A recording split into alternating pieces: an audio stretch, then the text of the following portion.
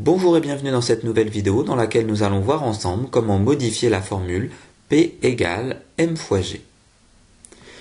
Partons donc de la formule initiale. Pour rappel, le poids d'un objet est égal à sa masse que l'on multiplie par g, l'intensité de la pesanteur de l'astre sur lequel l'objet se trouve. Si votre enseignant vous demande de calculer P, le poids de l'objet, il suffit donc de multiplier sa masse par l'intensité de la pesanteur. Voyons maintenant le deuxième cas dans lequel votre enseignant vous demande de calculer la masse de l'objet. Pour cela, il va donc être nécessaire d'isoler le petit m, la masse, d'un côté ou de l'autre du signe égal. Observons la formule initiale. On voit que la masse est multipliée par g, l'intensité de la pesanteur. Pour supprimer g et donc laisser m seul à droite du signe égal, il faut donc effectuer l'opération inverse de la multiplication, à savoir une division.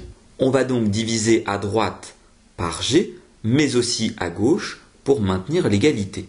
On voit qu'à droite du signe égal, les g se simplifient. On en déduit donc assez simplement que P divisé par g est égal à m. Par habitude, la grandeur recherchée est placée à gauche du signe égal. On en conclut donc que m est égal à P divisé par g. On a donc ici résolu notre deuxième cas. Passons maintenant au troisième cas dans lequel votre enseignant vous demande de calculer g. Il faut, comme précédemment, isoler g d'un côté ou de l'autre du signe égal. Lorsqu'on observe la formule initiale, on voit que g est impliqué dans une multiplication, il est multiplié par m. Il va donc falloir finalement, à droite du signe égal, supprimer le petit m, la masse. Pour cela, il faut effectuer l'opération inverse, à savoir une division, et diviser à droite du signe égal par m, mais aussi à gauche pour que l'égalité soit respectée.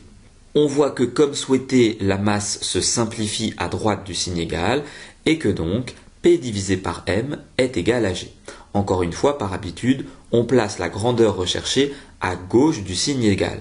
On a donc g qui est égal à P divisé par m. On le voit ici, à partir d'une formule initiale, P est égal à m fois g, on est en mesure, en utilisant les mathématiques, de retrouver les formules littérales permettant de calculer m, la masse, mais aussi g, l'intensité de la pesanteur. Cette vidéo est maintenant terminée, j'espère qu'elle a été claire. N'hésitez pas à vous abonner à ma chaîne YouTube et je vous dis à très bientôt pour de nouvelles vidéos.